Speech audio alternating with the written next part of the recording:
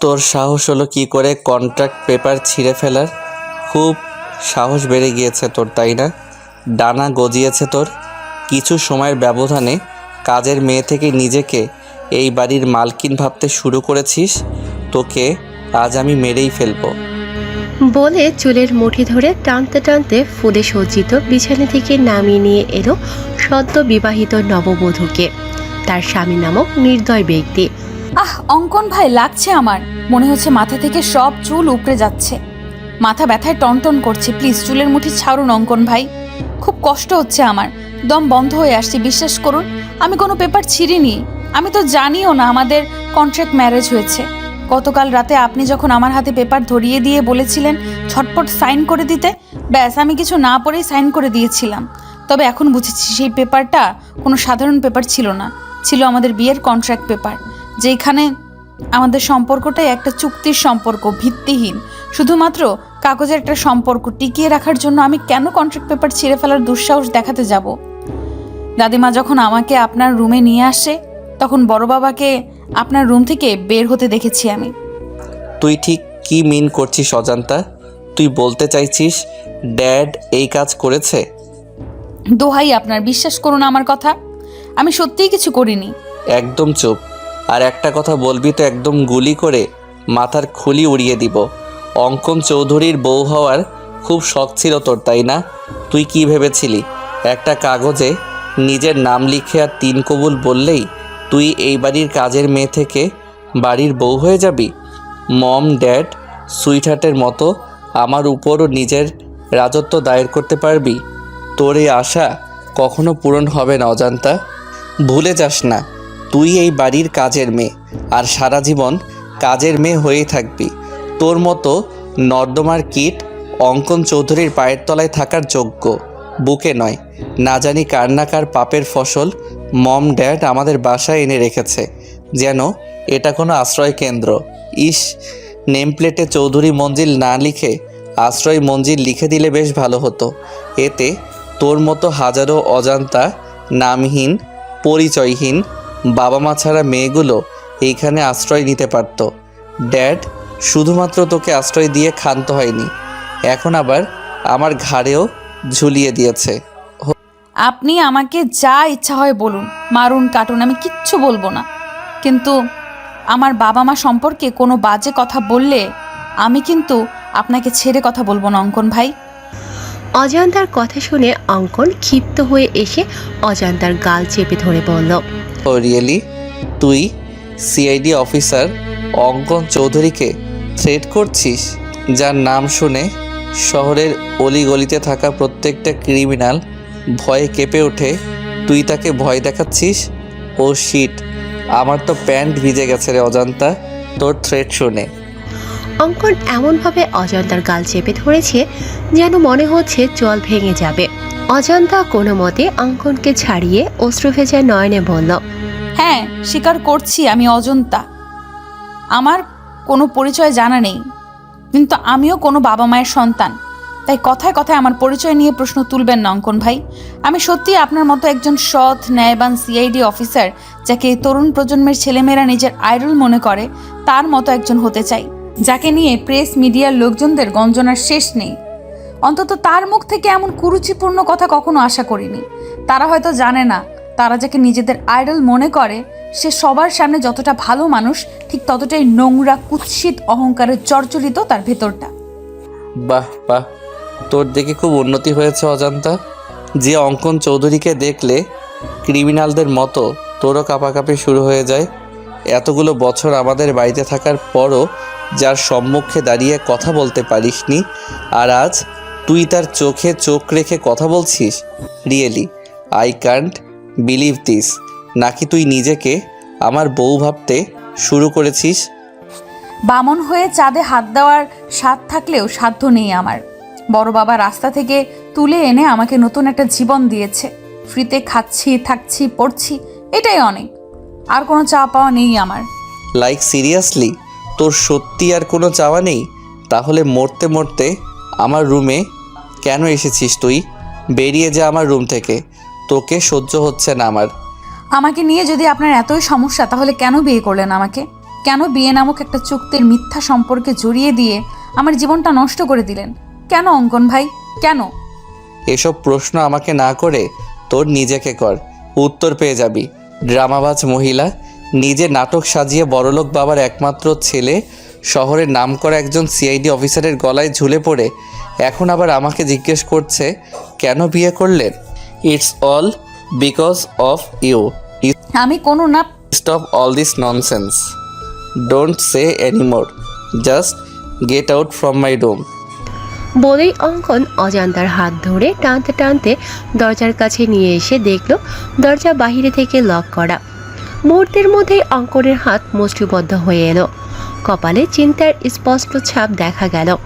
নিজের রাগ কন্ট্রোল করতে না পেরে দরজায় পরপর 2-3টা লাথি মেরে দিয়ে বলল, ড্যাম ইট, কার এত বড় সাহস হলো আমার রুম বাইরে থেকে লক করার? অঙ্কনের কর্মকাণ্ডে আতঙ্ক হয়ে অজান্তা বলল, আপনি দয়া করে শান্ত হন অঙ্কন ভাই। আমি বড় মা বা দাদিমাকে ডাকছি, তারা এসে দরজা খুলে দিলে আমি এক্ষুনি বেরিয়ে যাব রুম থেকে। অজান্তা সবে বড় মাকে ডাক দিতে যাবে তার আগেই অঙ্কন ড্রয়ার থেকে একটা পিস্তল বের করে অজান্তার কপালে ঠেকিয়ে বলল, ভুলেও এই কাজ করতে যাবি না অজান্তা। এই 4 দেয়ালের মধ্যে যা হয়েছে, ভুলেও যদি মম, ড্যাড বা সুইটহার্টের কর্ণপাত হয়ে ট্রাস্ট মি, একদম গুলি করে তোর মাথার খুলি উড়িয়ে দিব। তারা যেন ঘুণাক্ষরেও আমাদের কন্ট্রাক্ট ম্যারেজের বিষয়ে, এমনকি আমাদের মধ্যকার দূরত্ব বুঝতে না পারে। অজান্তা চোখের পানি মুছে ঠোঁটে তাচ্ছিল্যের হাসি ঝুলিয়ে বলল, ড্রামাবাজ আমি না অঙ্কন ভাই, ড্রামাবাজ তো আপনি।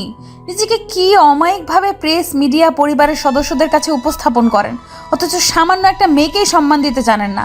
আবার বলছেন আপনি যেভাবে সবার সামনে ভালো মানুষ হয়ে থাকার নাটক করেন, ঠিক একইভাবে আমাকেও আপনার পরিবারের সদস্যদের সামনে সুখী কাপলের নাটক করতে। এসব নাটক আপনার সাথে যায় অঙ্কন ভাই, আমার মতো কাজের মেয়ের সাথে না। লিসেন, তোর ওই নন স্টপ বকবক শোনার টাইম বা ইচ্ছা কোনোটাই আমার নেই। তুই বিছানায় বসে আমার বিছানা নোংরা করে দিয়েছিস, এখন ঝটপট বেডশিট চেঞ্জ করে দিয়ে আমার চোখের সামনে থেকে সরে যা। অজান্তা বেডশিট চেঞ্জ করে দিয়ে বলল, আপনি নিজেই তো দেখলেন দরজা বাইরে থেকে লক করা, তাহলে আমি রুমের বাইরে যাব কিভাবে? আর কোথায় বা ঘুমাবো আমি? None of my business. বলে অঙ্কন লাইট অফ করে শুয়ে পড়ল।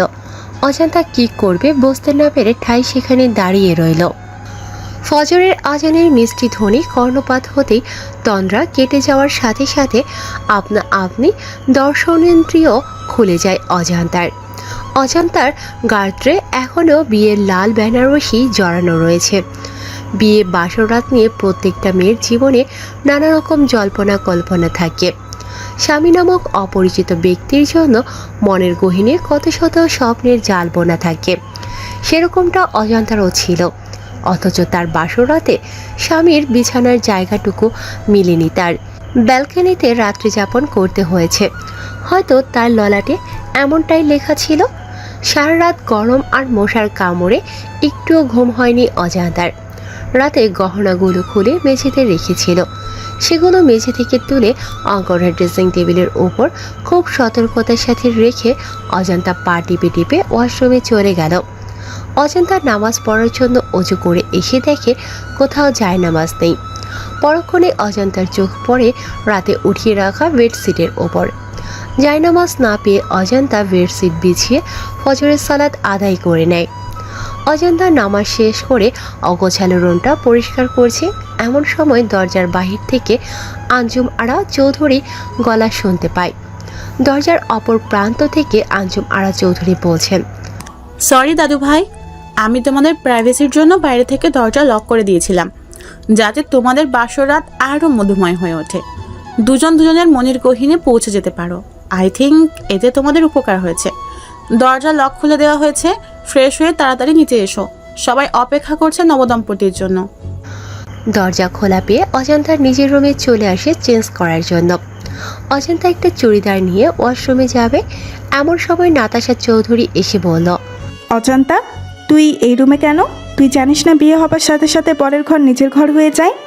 গতকাল থেকে বাবুর রুম তোরও রুম হয়ে গেছে। এখন থেকে তুই বাবুর রুমে থাকবি। আমি বাবুর রুমে গিয়ে দেখি বাবু ঘুমিয়ে আছে, কিন্তু কোথাও তোকে না পেয়ে আমার এখানে আসতে হলো। আসলে বড় মা, আমি অঙ্কন ভাইয়ের রুমেই ছিলাম, কিন্তু আমার কাপড় চোপড় সব কিছু এই রুমে রয়েছে, তাই চেঞ্জ করার জন্য এসেছি। আমি এক্ষুনি শাড়ি চেঞ্জ করে চুড়িদার পরিধান করে আসছি। তোকে শাড়িতে অনেক সুন্দর লাগছে অজন্তা, আমি তোর জন্য শাড়ি নিয়ে এসেছি। এখন কথা না বাড়িয়ে তাড়াতাড়ি শাওয়ার নিয়ে এই শাড়ি আর গতকাল তোর বড় বাবা যে গহনাগুলো তোকে দিয়েছে সেগুলো পরে নিচে আয়। ঠিক আছে বড় মা, তবে তোমার অসুস্থ শরীর, তুমি আবার কিচেনে যেও না কিন্তু। আমি চেঞ্জ করে এসে সবার জন্য নাস্তা রেডি করছি। তাছাড়া বেলি তো আছেই, ও আমাকে হাতে হাতে সাহায্য করবে।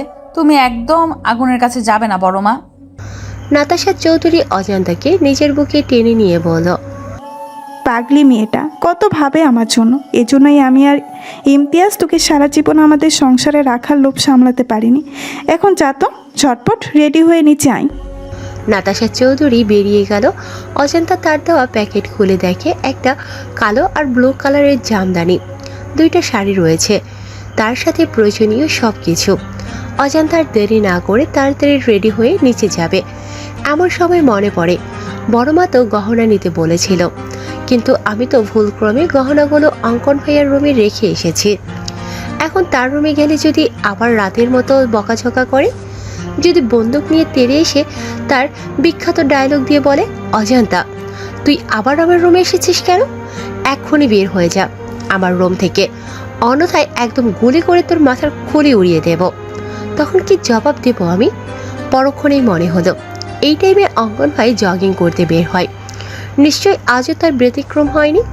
আমি নিশ্চিন্তে গিয়ে আমার গহনাগুলো নিয়ে আসতে পারবো। এক বুক আশার সঞ্চার করে অজান্তা অঙ্কনের রুমের দিকে পা বাড়ালো। ফোন ভাইব্রেটের শব্দে ঘুম ভেঙে গেল অঙ্কনের। অঙ্কন তড়িঘড়ি করে উঠে ফোনের দিকে চোখ পড়তেই বলল, ও শিট, আমার জগিংয়ের সময় পার হয়ে যাচ্ছে আর আমি ঠিকই পাইনি। সব হয়েছে ওই ড্রামাবাজ মেয়েটার জন্য। ওর জন্যেই অনেক রাত পর্যন্ত জেগে থাকতে হয়েছে, যার কারণে আজ আমার জগিং মিস হয়ে গেল। অঙ্কন অজান্তাকে হাজারটা বকা দিতে দিতে ফ্রেশ হওয়ার জন্য ওয়াশরুমে প্রবেশ করতেই শ্যাম্পু বা সাবান জাতীয় কিছুর উপর স্লিপ হয়ে ঠাস করে মেঝেতে পড়ে যাওয়ার ফলস্বরূপ অনেকটা ভিজে যাওয়ার সাথে সাথে কোমরেও বেশ চোট পায়। বিরক্তিতে অঙ্কন মুখ থেকে চ জাতীয় শব্দ বের করে বলল, আমি স্পষ্ট বুঝতে পারছি আমার ওয়াশরুমে কেউ এসেছিল, কিন্তু কে হতে পারে? আমার অনুমতি ব্যতীত কারো সাহস হবে না আমার রুমে প্রবেশ করার। ও মাই গড, তার মানে ওই ড্রামাবাজ নোংরা মেয়েটা আমার ওয়াশরুমেও চলে এসেছে। তোর সাহস দেখে আমি অবাক হয়ে যাচ্ছি অজান্তা, এর জন্য তোর কঠিন শাস্তি ভোগ করতে হবে। I will teach you a good lesson, mind it. একে তো তোর জন্য আজকে জগিং করতে যেতে পারিনি, এখন আবার কোমরে ব্যথা পেতে হলো, আবার ভিজেও গিয়েছি। এখন তো শাওয়ার না নিয়ে বেরো হতে পারবো না, কিন্তু টাওয়েল তো আনিনি। অঙ্কন তাওয়াল নিতে আসবে এমন সময় রুম থেকে কারো পায়ের শব্দ শুনতে পেল। অঙ্কন ভাবছে নিশ্চয়ই সুইটহার্ট এসেছে। সে ওয়াশরুম থেকে হাঁক ছেড়ে বলল, সুইটহার্ট মাই ডার্লিং, আমার টাওয়েলটা একটু দিয়ে যাও তো। অজান্তা ভেবেছিল অঙ্কন ভাই নিশ্চয়ই রুমে থাকবে না। এই আশায় তার গহনাগুলো নেয়ার উদ্দেশ্যে অঙ্কনের রুমে এসে হাজির হয়েছিল, কিন্তু ওয়াশরুম থেকে তীব্র আওয়াজ শুনে বুঝতে পারে তার ধারণা ভুল। সে হাড়ে হাড়ে টের পাচ্ছে, যেখানে বাঘের ভয় সেখানেই সন্দেহ হয়, এই প্রবাদটার মানে। অজান্তা তড়িঘড়ি করে গহনাগুলো নিয়ে রুম থেকে বের হতে যাবে, তার আগে আবারও শুনতে পায়, সুইটহার্ট, কোথায় গেলে তুমি? দাও না আমার টাওয়েলটা। আমার কিন্তু শুধুমাত্র একটা হাফ প্যান্ট পরা। তুমি কি চাচ্ছ আমি হাফ প্যান্ট পরে তোমার সামনে আসি? তুমি টাওয়েল না দিলে আমি সত্যি সত্যি এই অবস্থায় তোমার সামনে চলে আসব। অজান্তা এদিক সেদিক তাকিয়ে বলল, দূর, কি মুসিবতে পড়ে গেলাম। এখন কি করব আমি? আমার কি তাকে সাহায্য করা উচিত? তাছাড়া অঙ্কন ভাই মনে করেছে রুমে তার সুইটহার্ট এসেছে, তাই আমি যদি টাওয়াল দিয়ে আসি তাহলে সে ভাববে সুইটহার্টই দিয়েছে। অজান্তা আকাশ কুসুম চিন্তা করে তাওয়াল নিয়ে দরজায় নক করল। অঙ্কনের মাথায় দুষ্টু বুদ্ধি চেপে বসে। অঙ্কন মুচকি হেসে বলে, সকাল সকাল সুইটহার্টের প্রেমের বইটা খুলে দিয়ে তাকে প্রেমের অতল সাগরে ভাসিয়ে নিয়ে গেলে কেমন হবে ব্যাপারটা? নিশ্চয়ই খুব বকা দিবে আমাকে, আমার কান মলে দিবে। দিক না, আমিও তো এমনটাই চাই। আমি আবারও সুইটহার্টের আগের মতো শাসন, আদর, ভালোবাসা পেতে চাই। বড্ড মিস করি শাসনগুলো। সে আদর, ভালোবাসা, শাসন পেতে আমাকে যদি এতটুকু দুষ্টুমি করতে হয়, করব আমি। অজান্তা ভেতর থেকে অঙ্কনের কোনো রেসপন্স না পেয়ে আবারও দরজায় নক করার সাথে সাথেই অঙ্কন হ্যাসকা টানে তাকে ওয়াশরুমে নিয়ে যেতে দুজনে ব্যালেন্স হারিয়ে শাওয়ারের নিচে পড়ে যায়। অজান্তা ভেতর থেকে অঙ্কনের কোনো রেসপন্স না পেয়ে আবারও দরজায় নক করার সাথে সাথেই অঙ্কন হ্যাসকা টানে তাকে ওয়াশরুমে নিয়ে যেতেই দুজনে ব্যালেন্স হারিয়ে শাওয়ারের নিচে পড়ে যায়। শাওয়ারের নিচে পড়ে দুজনেই কাক ভেজা হয়ে গিয়েছে। অঙ্কন অজান্তার দিকে তাকিয়ে ভাবছে, শুনেছি বাঙালি মেয়েদের নাকি বিয়ের পরে সৌন্দর্য শতগুণ বেড়ে যায়। অজান্তার ক্ষেত্রেও তাই হয়েছে। হয়তো হয়েছে আজ ওকে সম্পূর্ণ অন্যরকম লাগছে, মনে হচ্ছে নতুন কোনো অজান্তাকে দেখছে। কিন্তু কেন? তখনই অঙ্কনের চোখ যায় অজান্তার নোজপিনের দিকে। অঙ্কন বুঝতে পারে অজান্তার সৌন্দর্যের বৃদ্ধির কারণ তার নোজপিন, যা এতদিন তার নাকে ছিল না। হঠাৎ করে নাকফুল পড়েছে, যার কারণে তাকে সম্পূর্ণ অন্যরকম লাগছে। পরক্ষণেই অঙ্কন কি হচ্ছে বুঝতে পেরে তড়িঘড়ি করে অজান্তার ওপর থেকে উঠে অজান্তাকে বলল, হাউ ডেয়ার ইউ! তোর সাহস হলো কি করে পারমিশন ছাড়া আমার রুমে প্রবেশ করার? নাকি আমার হাতে মরার স্বাদ জেগেছে তোর? দিব নাকি গুলি করে মাথার খুলি উড়িয়ে? অজান্তা মনে মনে বলল, দাদিমা সব সময় একটা কথা বলে, নরম মাটিতে নাকি কেঁচো লাগে বেশি।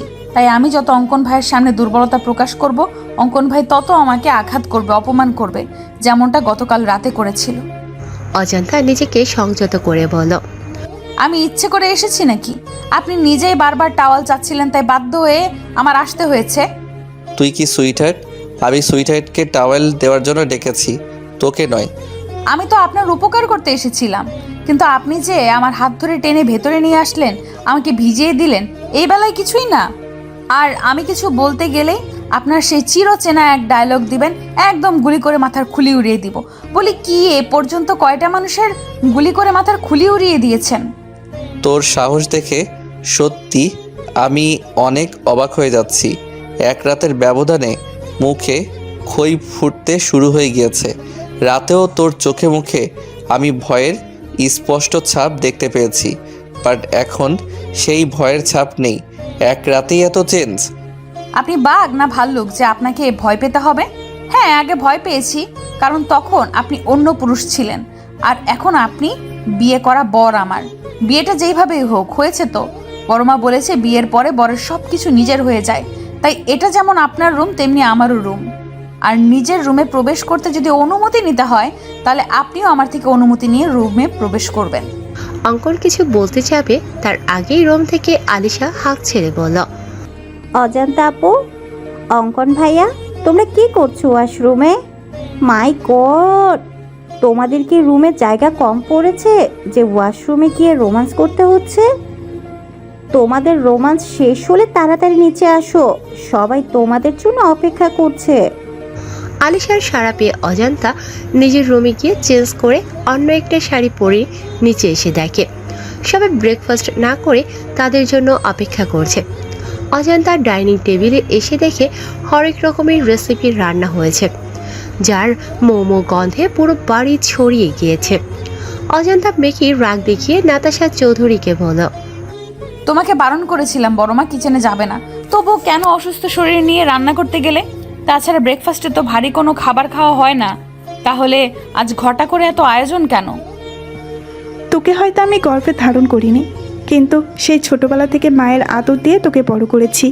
সেই ছোট্ট মেয়েটা আজ নতুন জীবনের সূচনা করেছে, তার খুশির জন্য আমার এইটুকু কষ্ট কিছুই না। সাধারণত বিয়েতে কত বড় আয়োজন করা হয়, আমরা তো সেই ধরনের কিছুই করিনি, তাই নিজের সামান্য কিছু ট্রাই করেছি। অবশ্য আমি একা করিনি, আলিশা বেবিও সাহায্য করেছে আমাকে। অজান্তা নাতাশা চৌধুরীকে জড়িয়ে ধরে বলল, তোমাকে জড়িয়ে ধরলে কেন আমি মায়ের ফিল, আমার মায়ের গন্ধ পাই বড়মা? কেন মনে হয় তুমি আমার গর্ভধারিণী মা? তুই আমার নিচের পেটের মেয়ে, তাই হয়েছে। শান্তি, এবার কথা না বাড়িয়ে তাড়াতাড়ি খেতে বস, আমি তোদের তিনজনকেই নিজের হাতে খাইয়ে দিব, কিন্তু বাবু এখনো আসছে না কেন? মম, ওই যে দেখো ভাইয়া চলে এসেছে। এখন তাড়াতাড়ি খেতে দাও তো, খুব খিদে পেয়েছে। ব্রেকফাস্টে আজ এত এত খাবার খেতে পারবো কখনো ভাবিনি। এসব কিছু হয়েছে অজান্তা আপুর জন্য। ধন্যবাদ আপু। হয়েছে, আর এত ধন্যবাদ দিতে হবে না। অঙ্কন চেয়ার টেনে আর চোখে অজান্তার দিকে তাকিয়ে বলল, সকাল সকাল ড্রামা শুরু করে দিয়েছে, ড্রামাবাজ মহিলা একটা। অঙ্কন বসা মাত্রই আঞ্জুমারা চৌধুরী অঙ্কনকে ফিস ফিস করে বলল, হোয়াট হ্যাপেন দাদু ভাই? সকাল সকাল দুজনেরই চুল ভেজা, দাল মে কুছ কালা হ্যায়। অঙ্কন মাথা চুলকাতে চুলকাতে বলল, তুমি যেরকম ভাবছো সেরকম কিছুই হয়নি সুইটহার্ট। এরকম দিন আমিও পার করে এসেছি দাদু ভাই। চুলে পাক এমনি এমনি ধরেনি। বিয়ের পরের কয়েকটা মাস হচ্ছে মধু মাস। মধুরাজাদ আর মধুরানীর থেকে মধু সংগ্রহ করবে, এটাই স্বাভাবিক। এতে এত লজ্জা পাওয়ার কি আছে? অঙ্কন প্রসঙ্গ পরিবর্তন করতে বলল, মম কোথায় সুইটহার্ট?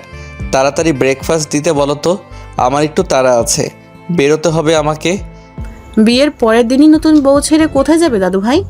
ইনভেস্টিগেশনে যেতে হবে সুইটহার্ট। তুমি তো ছুটিতে রয়েছো, তাহলে আবার ইনভেস্টিগেশনে কেন? নতুন নতুন বিয়ে করছো, কোথায় বউকে একটু সময় দিবা, আদর আহ্লাদ করবা, তা নয়তো সেই ছুটছো ইনভেস্টিগেশনে। অন্য অফিসার তো আছে, তারা ঠিক সামলে নিবে। তোমার কাজ কোথাও যেতে হবে না। গ্রাম থেকে কিছু মেহমান আসবে, বিকালে ছোটোখাটো প্রভাতের অনুষ্ঠানের আয়োজন করা হয়েছে। তুমি কোথাও যাচ্ছ না, বাস। এমনটা হয় না সুইটহার্ট, থানায় 4টা মিসিং ডায়েরি এসেছে বাচ্চা নিখোঁজ হওয়ার, যার ইনভেস্টিগেশনের সম্পূর্ণ দায়িত্ব পড়েছে আমাদের সিআইডি টিমের উপর। আর ডিপার্টমেন্টের আমি একজন সিনিয়র সিআইডি অফিসার হয়ে হাত পা গুটিয়ে বাড়ি বসে থাকতে পারি না সুইটহার্ট।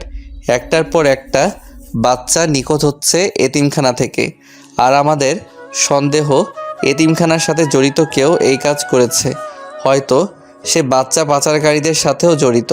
তাই আরও বাচ্চা মিসিং হওয়ার আগেই আমাদের অপরাধীদের ধরতে হবে। নাতাশা চৌধুরী কিচেন থেকে পায়েসের বাটি নিয়ে আসছিল ডাইনিং এর দিকে। এমন সময় এতিমখানার কথা শুনে অঙ্কনকে জিজ্ঞাসা করল, কোথায় যাবি বাবু? তুই না ছুটি নিলি? কুসুমপুর এতিমখানায় মম। কুসুমপুর এতিমখানার কথা শুনে নাতাশা চৌধুরীর হাত থেকে পায়েসের বাটির নিচে পড়ে বাটিতে থাকা পায়েস মেঝেতে ছড়িয়ে ছিটিয়ে যায়। তুমি শুধু শুধু টেনশন করছো বৌমা। তুমি যেরকম ভাবছো সেরকম কিছুই হবে না। দেখো আম্মা, কুসুমপুর এতিমখানায় গিয়ে যদি বাবুর অতীত তার সামনে চলে আসে, বাবু যদি ওর নিজের সম্পর্কের সবটা জেনে যায়, আর যদি আমাদের ভুল বুঝে দূরে সরে যায়, তখন কি নিয়ে বাঁচবো আমি? তুমি অযথা টেনশন করছো। তাছাড়া তুমি কোনো অন্যায় তো করোনি। তোমার প্রয়োজন ছিল একটা সন্তানের, আর দাদু ভাইয়ের প্রয়োজন ছিল একটা পরিবার, মা বাবা। দাদু ভাই একটা পরিবার পেয়েছে, তুমি পেয়েছো একটা সন্তান। যদিও তুমি দীর্ঘ 8 বছর পরে একটা মৃত সন্তান জন্ম দিতে সক্ষম হয়েছিলে, কিন্তু সে তো আর পৃথিবীর আলো দেখতে পারেনি। না না আম্মা, আমি মৃত সন্তান জন্ম দেইনি। যদিও চেক আপ করে আমাকে বলা হয়েছিল আমার ছেলে সন্তান হবে, কিন্তু আমার স্পষ্ট মনে আছে যখন আমার জ্ঞান ছিল আমি কন্যা সন্তানের কান্নার আওয়াজ পেয়েছিলাম। অর্থাৎ আমি কন্যা সন্তানের জন্ম দিয়েছিলাম, কিন্তু যখন আমার জ্ঞান ফিরে আসে নার্স আমার কাছে একটা মৃত ছেলে সন্তান দেয় আর বলে আমি মৃত সন্তান জন্ম দিয়েছি। আমি আগেও আপনাদের বলেছি আম্মা, কিন্তু আপনারা কেউ আমার কথা বিশ্বাস করেননি। উল্টো আমাকে সন্তান হারানোর বেদনায় মানসিক রোগী বলেছেন। বিশ্বাস করেন আম্মা, আমার সত্যিই মেয়ে হয়েছিল, কিন্তু জানি না কার নজর লেগেছিল আমার মেয়ের উপর, আমার পরিবারের উপর। তারা আমার মেয়েকে সরিয়ে তার জায়গায় একটা মৃত ছেলে সন্তান দিয়ে দিল। আর ইমতিয়াজও ভেবেছিল আমি হয়তো 8 বছর পর কোনো মৃত সন্তান মেনে নিতে পারিনি, তাই উল্টাপাল্টা বকেছি, যার কারণে ইমতিয়াজও আমার মেয়েটার কোনো খোঁজ করেনি। বলে কান্নায় ভেঙে পড়লেন নাতাশা চৌধুরী। এখন আর এসব বলে কি লাভ বৌমা? যা হবার হয়েছে। এখন বেশি না বকে তুমি একটু বিশ্রাম নাও। অঙ্কন আর তার টিমের সদস্যরা 5 মিনিট আগে কুসুমপুর এতিমখানায় এসে পৌঁছেছে। এতিমখানায় প্রায় 300-400 বাচ্চা রয়েছে, যার পরিচালনার দায়িত্ব নিয়েছেন স্থানীয় এলাকার চেয়ারম্যান রওনক হোসেন, এবং তার সাথে কিছু ফাউন্ডেশন যুক্ত রয়েছে, যা থেকে এতিমখানার বাচ্চাদের জন্য বিভিন্ন অনুদান আর্থিক সহায়তা প্রদান করা হয়। একে একে যখন 4টা বাচ্চা নিখোঁজ হয়ে যায় তখন রওনক হোসেন নিজে থানায় গিয়ে মিসিং ডায়েরি করে আসে। অঙ্কন এসে রওনক হোসেনকে জিজ্ঞাসা করল, আচ্ছা চেয়ারম্যান সাহেব, এসব হলো কিভাবে? 4টা বাচ্চা কি একসাথে নিখোঁজ হয়েছে নাকি আলাদা আলাদাভাবে? স্যার, আমি চেয়ারম্যান মানুষ, আমার নানার কাজে ব্যস্ত থাকতে হয়। আমি শুধুমাত্র এতিমখানা পরিচালনা করি, কিন্তু বাচ্চাদের দেখাশোনা করতে রহমত চাচাকে অনেক বিশ্বস্ত একজন লোক। রহমত চাচা অনেক বিশ্বস্ত একজন লোক, অনেক আগে থেকে এখানে রয়েছে। অর্থাৎ আমার আগে এতিমখানা পরিচালনা করতো আমার বাবা। রহমত চাচা তখন থেকেই এখানে রয়েছে। 2 দিন আগে রহমত চাচা আমাকে ফোন করে বলে যে রাব্বি নামের একটা ছেলেকে অনেকক্ষণ যাবৎ দেখতে পাচ্ছে না। পরে নাকি বেলা জানায় সকাল 10টা নাগাদ রাব্বির দুঃসম্পর্কের কোনো মামা এসে রাব্বিকে নিয়ে গিয়েছে, তবে বিকালের মধ্যে এসে রাব্বিকে আবার দিয়ে যাবে। কিন্তু রাব্বি আর ফিরে আসেনি।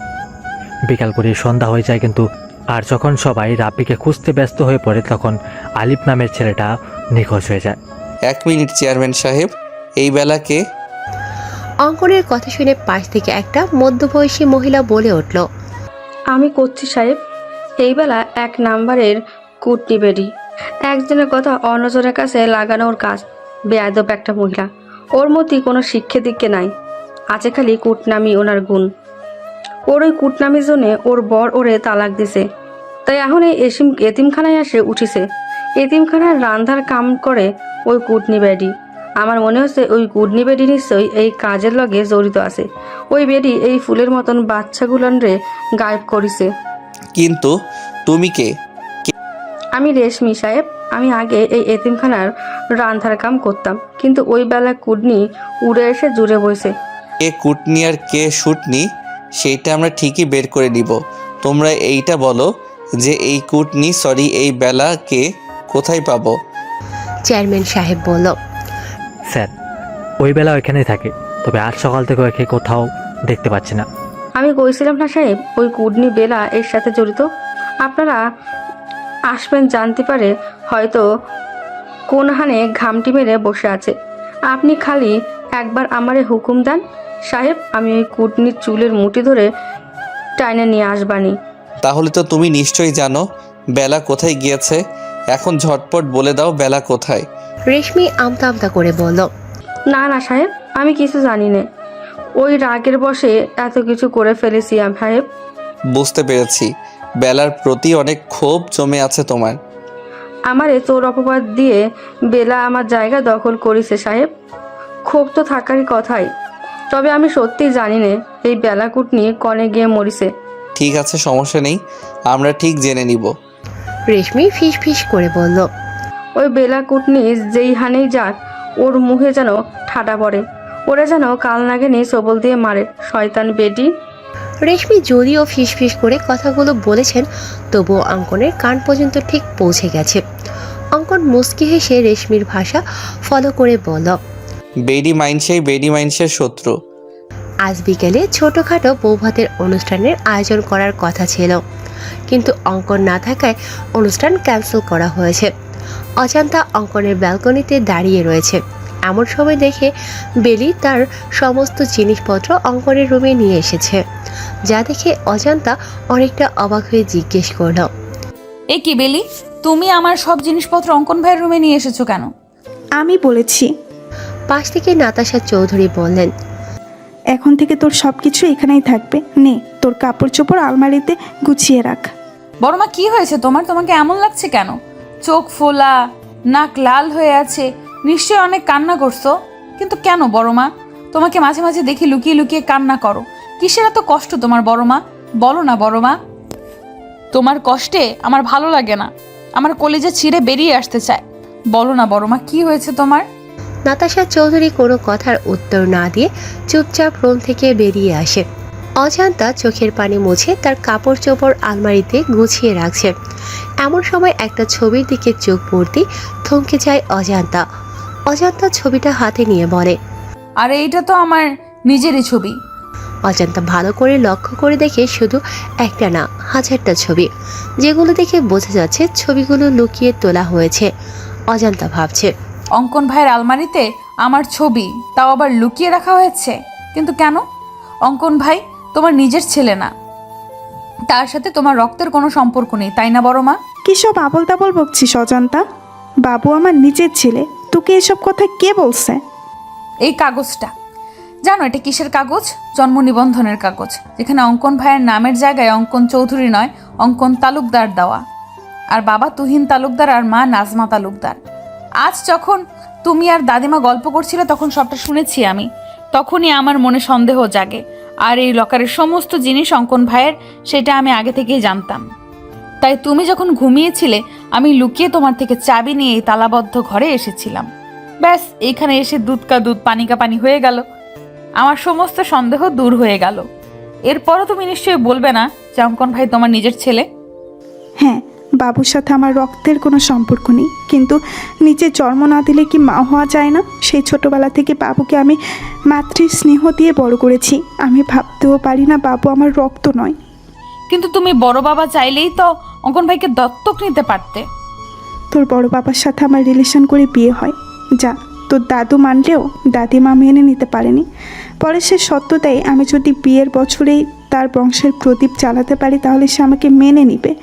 আমাকে ছেলে সন্তানের জন্ম দিতে হবে, কিন্তু 7 বছর চেষ্টার পরেও কোনো সন্তানের মুখ দেখতে পারিনি আমি। কত ডক্টর কবিরাজ দেখিয়েছি, কিন্তু দিন শেষে শূন্য হাতে ফিরেছি।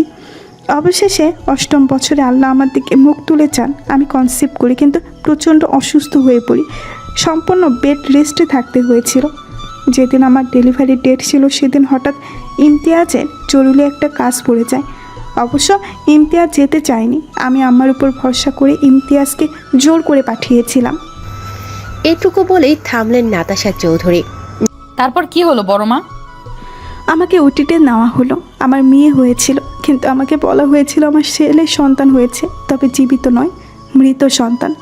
প্রচণ্ড ভেঙে পড়ি আমি। কিছুদিন পরে যখন সুস্থ হই তখন ডাক্তার জানিয়ে দেয় আমি কখনো মা হতে পারবো না।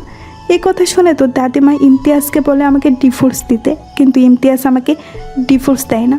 এতে আম্মা ইমতিয়াজের উপরও রেগে যায়। তারপর আমরা কুসুমপুরে এতিমখানায় সন্ধান পাই। সেখানে গিয়ে বাবুকে মনে ধরে আমার। আমি তাকে দত্তক নিতে চাই, কিন্তু তোর দাদিমা নিতে নারাজ ছিল। তার এক কথা, দত্তক নিলে ওই ছেলের ঠাঁই হবে না চৌধুরী মঞ্জিলে। আমার কথা অনুযায়ী বাবুকে দত্তক নিতে পারি না। বাবু তখন বাচ্চা ছেলে ছিল, কিছু বোঝার বয়স হয়নি তখন। ও জানে আমরাই ওর বাবা মা, কিন্তু এখানে থেমে থাকেনি। বাবুকে চৌধুরী মঞ্জিলে আনার পর এতটুকু বাচ্চাকে বারবার প্রাণে মেরে ফেলার চেষ্টা করা হয়েছে। কে বা কারা এমন করেছে আমরা বুঝতেও পারিনি। পরে অনেক চিন্তা ভাবনা করে বাবুকে কানাডা পাঠিয়ে দিই আমার বোনের কাছে। আমার বাবু বিডিতে ফেরার সময় তো তুই চৌধুরী মঞ্জিলে ছিলি। এরপরের ঘটনা তো অজানা নয়। হ্যাঁ, কিন্তু একটা বিষয় আমি কিছুতেই বুঝতে পারছি না। কোন বিষয়? স্কুল কলেজে ভর্তি হওয়ার সময় তো বিভিন্ন কাগজপত্র লাগে, সেইখানে অঙ্কন ভাই তার আসল বাবা মার নাম দেখেনি? আমরা টাকা দিয়ে নকল কাগজপত্র বানিয়েছিলাম, যেখানে আমার আর তোর বড় বাবার নাম ছিল। তোর কাছে একটা অনুরোধ, তুই বাবুকে এই বিষয়ে কিচ্ছু বলবি না। কিছু কথা না হয় অজানাই থাক। তুমি চিন্তা করো না বড় মা, আমি অঙ্কন ভাইকে কখনো এই বিষয়ে কিছুই বলবো না। নাতাশা চৌধুরীর অজান্তার কপালে চুমু দিয়ে বলল, রাত 11টা বেজে গিয়েছে, এখন বাবু ফিরল না। ফোনটাও বন্ধ পড়ছে। জানি না কোথায় আছে এই ছেলেটা। তুমি শুয়ে পড়ো বড় মা, আমি আছি তো। আমি অপেক্ষা করছি অঙ্কন ভাইয়ের জন্য। ঠিক আছে, তুই খেয়ে নে, আর বাবু আসলে খাবার দিস। হ্যাঁ রে বাবা, দিব। তুমি যাও, নিশ্চিন্তে ঘুমিয়ে পড়ো। আচ্ছা, যাচ্ছি আমি। অজান্তা না খেয়ে ডাইনিং টেবিলে রাখা খাবার গুছিয়ে ফ্রিজে রেখে এসে সোফায় বসে অঙ্কনের জন্য অপেক্ষা করতে লাগলো। অপেক্ষা করতে করতে সবে অজান্তার চোখ লেগে এসেছে। এমন সময় কলিং বেল বেজে ওঠে। অজান্তার দরজা খুলে দেখে অঙ্কন এসেছে, কিন্তু তাকে অনেক বিধ্বস্ত দেখাচ্ছে। এলোমেলো চুল, গায়ে পরিধানকৃত শার্ট ও এলোমেলো লাল চোখ, মনে হচ্ছে কান্না করার ফলে এমন হয়েছে। অঙ্কন দরজার বাইরে থেকে জিজ্ঞেস করলো, এখনো ঘুমোসনি কেন? ছি ছি ছি, অঙ্কন ভাই আপনি সিগারেট খেয়েছেন? এতটা অধপতন ঘটেছে আপনার? মাই লাইফ মাই রুলস, আমার যা খুশি তাই করব। তোর কোনো প্রবলেম আছে? আর তোর প্রবলেম থাকলেও আমার কিছু যায় আসে না। বলে অজান্তাকে ধাক্কা দিয়ে সরিয়ে নিজের রুমে চলে যায় অঙ্কন। অজান্তা দরজা বন্ধ করে দিয়ে কিচেনে গিয়ে 1 গ্লাস ঠান্ডা শরবত করে নিয়ে আসে অঙ্কনের জন্য। কিন্তু রুমে এসে দেখে অঙ্কন রুমে নেই। তিনি ব্যালকনিতে দাঁড়িয়ে দাঁড়িয়ে মনে সুখে সিগারেটের ধোঁয়া ওড়াচ্ছেন। অজান্তা সোজা গিয়ে অঙ্কনের ঠোঁট থেকে সিগারেট টান দিয়ে নিচে ফেলে দিয়ে বলে, কি সমস্যা আপনার? তো কোথায় থাকবে? তোর সব জিনিসপত্র আমার রুমে কেন? আপনি হয়তো জানেন না, কিন্তু আমি ঠিকই জানি। বরের জিনিসপত্র যেখানেই থাকবে, বউয়ের জিনিসপত্র সেখানেই থাকবে। এটাই স্বাভাবিক, তাই না? অঙ্কন কিছু বলার আগেই অজান্তা বলল, অন্য ছেলেরা অফিস থেকে ফিরে বউকে জড়িয়ে ধরে ক্লান্তি দূর করে, কিন্তু আপনি তো সাধু সন্ন্যাসী, বউয়ের ধারে কাছেও ঘেঁষবেন না। তাই আপনার জন্য ঠান্ডা শরবত করে এনেছি, নিন নিন, শরবত পান করে ক্লান্তি দূর করুন। I don't know, no need. অবশ্যই প্রয়োজন আছে। তুই কিন্তু একটু বেশি বকছিস অজান্তা। আমার সামনে থেকে যা, নয়তো একদম গুলি করে মাথার খুলি উড়িয়ে দিব। থাক ভাই, খুলি উড়ানোর কোনো প্রয়োজন নেই। আপনি ফ্রেশ হন, আমি উপরে আপনার জন্য খাবার নিয়ে আসছি। অজান্তা খাবার নিয়ে এসে দেখে অঙ্কন শাওয়ার নিয়ে লুঙ্গি পড়েছে। যা দেখে অজান্তার হাসি কিছুতেই থামছে না। অজান্তাকে হাসতে দেখে অঙ্কন ধমক দিয়ে বলল, ফ্রিতে সার্কাস দেখেছিস নাকি? আপনি লুঙ্গি পরেছেন? আগে তো কখন আপনাকে লুঙ্গি পরতে দেখিনি। অজান্তা অঙ্কনকে খাবার দিয়ে সেখানেই দাঁড়িয়ে রয়েছে। সেও রাতে খায়নি, মনে হচ্ছে পেটের মধ্যে ক্ষুধায় হরতাল শুরু করে দিয়েছে। অজান্তা ভাবছে, আমাকে একটু খাইয়ে দিলে অঙ্কন ভাইয়ের কি জাতমান চলে যেত।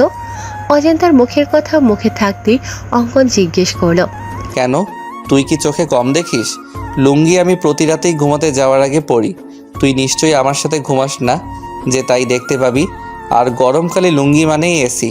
লুঙ্গি থাকলে এসি চালানোর কোনো প্রয়োজন হয় না।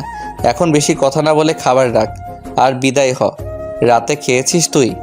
ব্যাস এইটুকু কথায় অজান্তার মনে যেন প্রেমের বইটা বইতে শুরু করলো।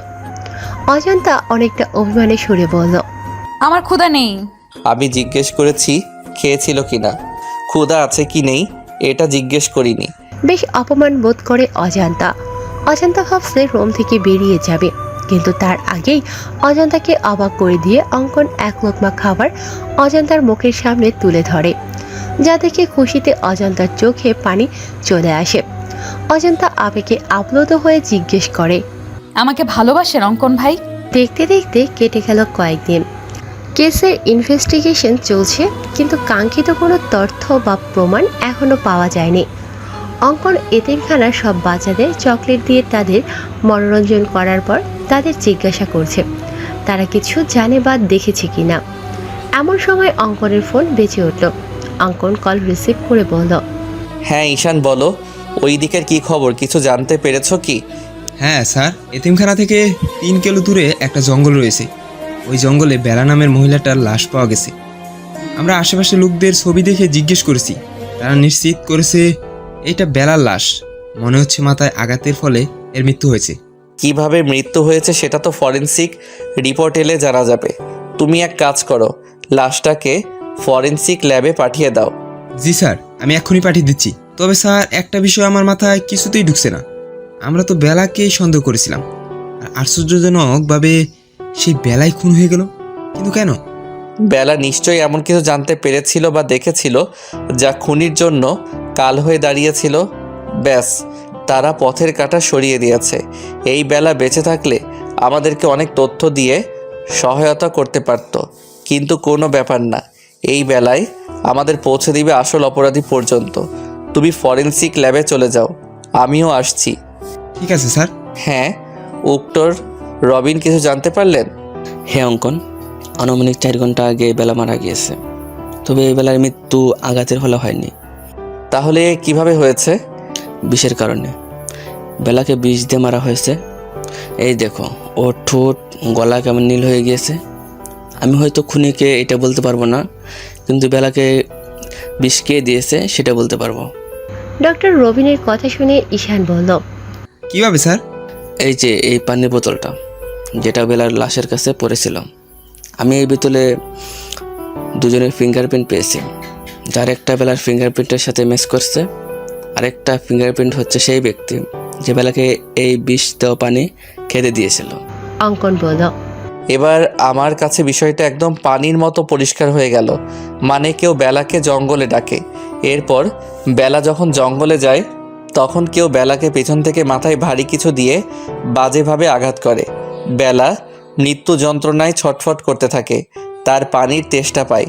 শেষবারের মতো হয়তো পানি খেতে চেয়েছিল, আর তখনই কেউ বেলাকে এই বিষ মিশ্রিত পানির বোতল দেয়, আর যার ফলে বেলার মৃত্যু ঘটে। একদম ঠিক বলেছ অঙ্কন, বেলার সাথে এমনটাই হয়েছে। ফিঙ্গারপ্রিন্ট যখন পাওয়া গিয়েছে, খুনিকেও খুব সহজে আমরা ধরে ফেলবো। কাল সকালে আবারও আমাদের কুসুমপুর এতিমখানায় যেতে হবে। ওই এতিমখানাতেই লুকিয়ে রয়েছে সব রহস্যের সমাধান। অফিসের কাজ শেষ করে বাড়ি ফেরার সময় অঙ্কন দেখলো একজন ঝালমুড়ি বিক্রেতা ঝালমুড়ি বিক্রি করছে।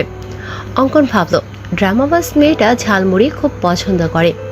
ঝালমুড়ি পেলে যেন দিন দুনিয়া সব ভুলে যায়। কি সব অখাদ্য গিলে মেয়েটা, সব অখাদ্য খাওয়ার ফলে শরীরের এই অবস্থা। মনে মনে অজান্তাকে 1000টা বকা দিয়ে অঙ্কন 100 টাকার ঝালমুড়ি নিয়ে বাইকের স্পিড বাড়িয়ে দিয়ে তাড়াতাড়ি বাড়ি পৌঁছালো। অঙ্কন ভেবেছিল হয়তো অজান্তা তার ফেরা অবধি অপেক্ষা করবে, কিন্তু কলিং বেল পেয়ে দরজা খুলে দিল নাতাশা চৌধুরী। যা দেখে অঙ্কন বলল, মম, তুমি এখনো জেগে রয়েছো কেন? জেগে না থাকলে দরজা খুলে দিত কে শুনি? কেন, তোমার আদরের মেয়ে অজান্তা কোথায়? অজান্তা বলল যে ওর নাকি শরীর খারাপ লাগছে, তাই আমি ওকে রুমে পাঠিয়ে দিয়েছি। অঙ্কন বলল, শরীর খারাপ টারাপ কিছু না, সব ওর ড্রামা। মানে কি বলতে চাইছিস বাবু? কিছু না মম। ঠিক আছে, ফ্রেশ হয়ে আয়, আমি খাবার দিচ্ছি। ঠিক আছে মম। অঙ্কন রুমে এসে দেখলো অজান্তা ব্যালকনিতে বিছানা করেছে। হঠাৎ অঙ্কনের দিকে চোখ পড়া মাত্রই এক হাত ঘোমটা টেনে দিল। যা দেখে অঙ্কন মুচকি হেসে বলল, বাব্বা, মহারানীর রাগ এখনো কমেনি? অঙ্কন ব্যালকনিতে গিয়ে বলল, কি মজার ঝালমুড়ি রে অজান্তা, আমার জীবনেও এমন মজার ঝালমুড়ি আমি খাইনি। আজ রাতে ঝালমুড়ি দিয়েই ডিনারের কাজ সম্পন্ন করব। ঝালমুড়ির কথা শুনে অজান্তার জিহ্বা লক লক করছে। এমনিতেই ঝালমুড়ি তার খুব পছন্দের। অজান্তা সামান্য একটু ঘোমটা সরিয়ে দেখলো অঙ্কন সত্যি সত্যি ঝালমুড়ি খাচ্ছে। অজান্তার মন চাচ্ছে ছো মেরে অঙ্কনের হাত থেকে ঝালমুড়ি নিয়ে খাওয়া শুরু করতে, কিন্তু না, সে এতটাও নির্লজ্জ নয়। মুহূর্তের মধ্যেই অজান্তার চোখ ভিজে এলো। মনে পড়ে গেল সেদিন রাতের ঘটনা। অজান্তা যখন আবেগে আপ্লুত হয়ে অঙ্কনকে জিজ্ঞেস করেছিল, আমাকে ভালোবাসেন অঙ্কন ভাই? উত্তরে অঙ্কন ভাতের লোকমাটা অজান্তার মুখের সামনে থেকে নিয়ে নিচে খেয়ে ফেলে বলল, সামান্য এক লোকমা ভাত খাইয়ে দিতে চেয়েছি আর ভেবেছিস আমি তোকে ভালোবাসি? থাক, প্রয়োজন নেই তোকে খাইয়ে দেওয়ার। এবার নিশ্চয়ই তোর প্রশ্নের উত্তর পেয়ে গেছিস। না, উত্তর পাইনি। আমি আপনাকে জিজ্ঞেস করেছি ভালোবাসেন কিনা, ইয়েস অর নো। তোর প্রশ্নের উত্তর দিতে বাধ্য নই আমি। এই মুহূর্তে তোর মুখও দেখতে ইচ্ছে হচ্ছে না আমার। সরে যা আমার সামনে থেকে। মুহূর্তের মধ্যে অজান্তা কোমল হৃদয় ব্যথিত হয়ে ওঠে। অজান্তা টলমলে চোখে বলল, ঠিক আছে, দেখতে হবে না আমার মুখ আপনাকে। এরপর থেকে অজান্তা অঙ্কনকে এড়িয়ে চলছে, তার সামনেও আসছে না। ভুলবশত চোখাচোখি হয়ে গেলে তৎক্ষণাৎ ঘোমটার আড়ালে নিজেকে লুকিয়ে রাখছে। পুরনো কথা মনে করে ঘোমটার আড়ালে চোখের পানি মুছে নিল অজান্তা, যা অঙ্কনের চোখ এড়ালো না। অঙ্কন অজান্তাকে শুনিয়ে শুনিয়ে বলল, কেউ তো আর ঝালমুড়ি খাচ্ছে না, কি আর করার, আমি নিজেই সবটা খেয়ে ফেলি। অঙ্কনের কথা শুনে অজান্তা সমস্ত লজ্জা ভুলে সো মেরে অঙ্কনের হাত থেকে ঝালমুড়ি নিয়ে দিল এক দৌড়, যা দেখে অঙ্কন হো হো করে হেসে উঠল। রাত 11টা। অজান্তা ঘুমানোর জন্য ব্যালকনিতে বিছানা ঠিকঠাক করে ঘুমানোর প্রস্তুতি নিচ্ছে। এমন সময় অঙ্কন ব্যালকনিতে উপস্থিত হয়। অঙ্কনকে দেখা মাত্র হায় আল্লাহ বলে অজান্তা মাথায় ঘোমটা টেনে নিজেকে আড়াল করে নেয়। অঙ্কন বিরক্তিতে মুখ থেকে চ জাতীয় শব্দ বের করে বলল, ড্রামাবাজ মহিলা, দয়া করে তোর ড্রামা বন্ধ কর। এমন ভাব করছিস যেন তোর সামনে স্বয়ং তোর ভাসুর এসেছে, তাকে দেখে নিজেকে ঘোমটার আড়ালে নিয়ে গিয়েছিস। আপনি নিজেই বলছেন আপনাকে যেন আমার মুখ না দেখাই, তার জন্যই তো এই অভিনব পদ্ধতি অবলম্বন হয়েছে। এতে আপনার সমস্যা কোথায় আমি বুঝতে পারছি না। তাছাড়া আপনার এখানে কি চাই? তোকে মানে এখানে তো শুতে হবে না, বিছানায় চল। এমনিতেই বেলকনিতে শুয়ে শুয়ে জ্বর ঠান্ডা বাঁধিয়ে নিয়েছিস, বড় কোনো রোগ বাঁধানোর আগে বিছানায় চল। মরে গেলেও যাব না আমি। আপনার করা অপমানের কথা ভুলিনি আমি।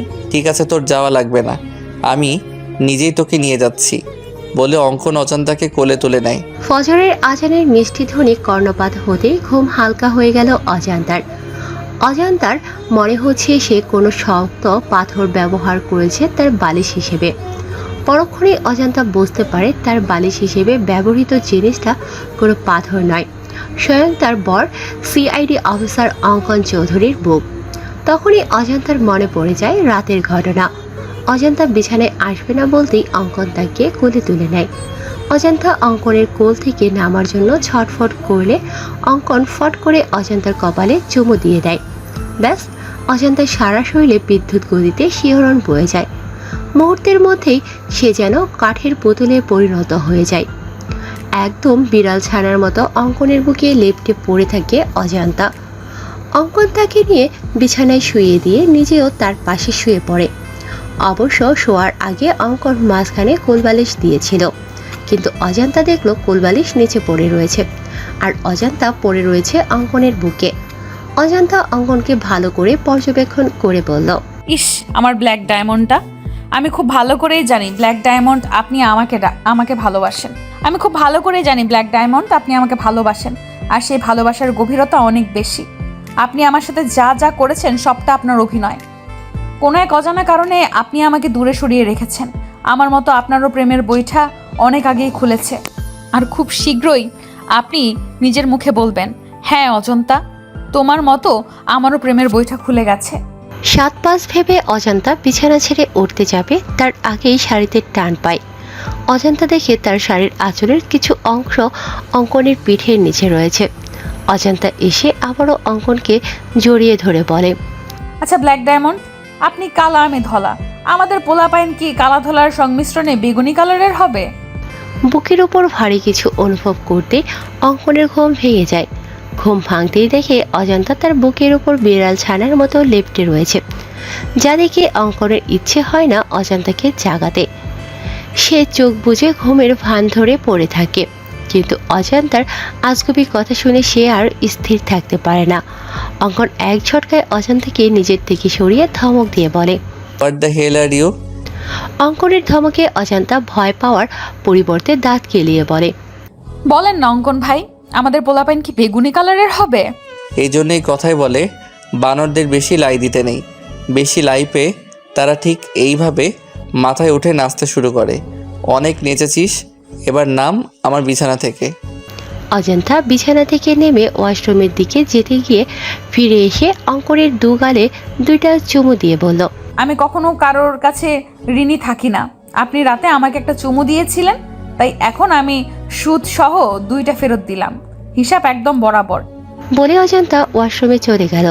অজান্তার যাওয়ার পানে তাকিয়ে অঙ্কন বলল, আমিও দেনাদার হয়ে থাকতে পছন্দ করি না। পাওনাদারকে তার পাওনা ঠিক সময় পরিশোধ করে দিতে পছন্দ করি। বলে আবারও ঘুমের রাজ্যে পাড়ি জমালো অঙ্কন। অজান্তা ফজরের নামাজ আদায় করে নিচে এসে দেখল নাতাশা চৌধুরী কিচেনে রান্না করছে। অজান্তা অবাক হয়ে জিজ্ঞেস করলো, এ কি বড় মা, এত সকাল সকাল তুমি কিচেনে কেন? তোমার ক্ষুধা লেগেছে আমাকে বলতে পারতে, আমি নাস্তা তৈরি করে দিতাম। তুমি শুধু শুধু কষ্ট করে এত সকাল সকাল উঠতে গেলে কেন? আমাদের এক জায়গায় যেতে হবে অজান্তা, তার জন্যই সকাল সকালে রান্না বসিয়েছি। তোর দাদিমারও যাওয়ার কথা ছিল, কিন্তু ওনার নাকি হুট করে মাথা ব্যথা শুরু হয়েছে, তাই আমি আর তুই যাব। তুই দাঁড়িয়ে না থেকে আমার কাছে হাত লাগা, আবার বিকেলের মধ্যে ফিরতে হবে তো। ঠিক আছে বড় মা, বলো কি করতে হবে আমাকে? তুই ছোলার ডালটা ধুয়ে প্রেশার কুকারে দিয়ে দে, আমি লুচির জন্য ময়দা মেখে রাখি। বাবু কিছুদিন থেকে লুচি আর ছোলার ডাল খেতে চাইছে, তাই ভাবলাম আজ বাবুর পছন্দের লুচি আর নারকেল দিয়ে ছোলার ডাল করি। ঠিক আছে বড় মা, তাহলে আজকে সকালের নাস্তা একদম জমে ক্ষীর হবে। তোমার হাতে লুচি আর ছোলার ডাল, উফ, এখনই জিভে জল চলে এসে গেছে। হয়েছে হয়েছে, এত আলু দিতে হবে না। অজান্তা আর নাতাশা চৌধুরী রান্না করছে, এমন সময় সেখানে বেলি উপস্থিত হয়। বেলিকে দেখে নাতাশা অজান্তাকে বলল, তুই এখন যা, রেডি হয়ে নে, রান্না প্রায় হয়ে এসেছে, বাকিটা আমি আর বেলি করে নিচ্ছি। ঠিক আছে বড় মা। মম, সকাল সকাল সাজগোজ করে কোথাও যাচ্ছ নাকি? হ্যাঁ বাবু, তোর বিথি আন্টিকে চিনিস না? হ্যাঁ, কি হয়েছে বিথি আন্টির? ও নাকি 2 দিন আগে সিঁড়ি থেকে পড়ে গিয়ে মাথায় পায়ে বাজেভাবে আঘাত পেয়েছে। হসপিটালে ছিল, এখন নাকি একটু সুস্থ, তাই বাড়িতে রেখে ট্রিটমেন্ট করা হচ্ছে। ঠিক আছে, যাও তাহলে, দেখে আসো তোমার বান্ধবীকে। বলছিলাম কি বাবু, তুই কি গাড়ি করে যাবি? না মম, গ্রামে ছোট ছোট রাস্তা, গাড়ি যায় না, বাইকে করে যাব। কেন, কি হয়েছে মম? তোর ড্যাড গাড়ি নিয়ে বেরিয়েছে, এখন আমরা কিভাবে যাব বুঝতে পারছি না। এক কাজ করো মম, বাসে করে চলে যাও। আমিও বাসে করে যাব ভাবছিলাম, কিন্তু অজান্তা তো বাসে জার্নি করতে পারে না, মেয়েটার মাথা ঘুরে বমি পায়, ওর জন্যই তো, না হলে আমার কোনো সমস্যা ছিল না। অজান্তাও যাবে? বলতেই অঙ্কনের চোখ যায় সিঁড়ি বেয়ে নেমে আসা নববধূর দিকে। ফর্সা গায়ে কালো জামদানি শাড়িটা একদম ফুটে রয়েছে, কোমর পর্যন্ত কোকড়ানো চুলগুলো যেন সমুদ্রের ঢেউ খেলে যাচ্ছে। মুখে নেই কোনো ভারী মেকআপ। মেয়েদের চোখে কাজল দিলে মায়াবী লাগে, কিন্তু এই মেয়ে কখনো কাজল পরে না, চোখে আইলাইনার আর ঠোঁটে সামান্য একটু লিপস্টিক, ব্যাস এতেই যেন তার শ্বাস পরিপূর্ণ হয়ে উঠেছে। অঙ্কনের কাছে মনে হচ্ছে সিঁড়ি দিয়ে ফুটন্ত কোনো গোলাপ নেমে আসে। অঙ্কন অজান্তার দিকে তাকিয়ে হুট করে বলে উঠল, মম, তোমরা বরং আমার বাইকে চলো, আমি তোমাদের ড্রপ করে দিব। অজান্তা এগিয়ে এসে বলল। আমি আপনার সাথে যাব না ব্ল্যাক ডায়মন্ড। অঙ্কন তেড়ে এসে বলল, বেশি পাকনামি করলে একদম গুলি করে মাথার খুলি উড়িয়ে দিব। আমি বাইরে ওয়েট করছি, তাড়াতাড়ি মমকে নিয়ে আয়। অঙ্কন যাওয়ার পানে চেয়ে অজান্তা ব্যঙ্গ করে বলল, একদম গুলি করে খুলি উড়িয়ে দিব। আসিস গুলি করে খুলি উড়িয়ে দিতে, তোর লুঙ্গি পরা ছবি ভাইরাল করে দিব, হা হা হা। বিথি খন্দকার, পেশায় একজন শিক্ষিকা। তার প্রথম স্বামী অ্যাক্সিডেন্ট করে মারা যাওয়ার পর পারিবারিকভাবে রেদওয়ান নামের একজন বিশিষ্ট শিল্পপতির সাথে বিয়ে হয়। রেদওয়ানের প্রথম স্ত্রী একজন মেয়ে রয়েছে, সে একদম দু চোখে বিথিকে সহ্য করতে পারে না। দুদিন আগে বিথি কলেজে যাওয়ার জন্য তাড়াতাড়ি করে সিঁড়ি বেয়ে নামছিল, হঠাৎ করে কোনো পিচ্ছিল জাতীয় কিছুর উপর স্লিপ করে সে পড়ে যায়, যার কারণে মাথায় ও পায়ে আঘাত পায়। বিথির ধারণা কেউ ইচ্ছাকৃতভাবে তাকে আঘাত করার জন্য এই কাজ করেছে। যদিও সে জানে এই কাজ করেছে, তবুও কিছু না বলে মুখ বুজে সবটা সহ্য করে নিয়েছে। বিথি এখন একটু সুস্থ, যার কারণে বাসায় নিয়ে আসা হয়েছে। তুলি নামের এক নার্সকে রাখা হয়েছে তার দেখভালের জন্য। তুলি তাকে মেডিসিন দিচ্ছে। এমন সময় কলিং বেল বেজে ওঠে। কলিং বেলের আওয়াজ শুনে বিথি বলল, নিশ্চয় কাজের মেয়েটা এসেছে। বিথি উঠতে গেলে তুলি বলল, আরে আরে ম্যাম, আপনি উঠছেন কেন? এখনও পরিপূর্ণভাবে সুস্থ হননি আপনি। আপনি শুয়ে থাকুন, আমি গিয়ে দেখছি কে এসেছে। তোমাকে রাখা হয়েছে আমার দেখভালের জন্য, তুমি বাসার কাজ করবে, এটা কেমন দেখায়? দেখুন ম্যাম, মানুষ মানুষের জন্য। আমি যদি এইটুকু আপনার জন্য না করতে পারি, তাহলে কেমন মানুষ আমি?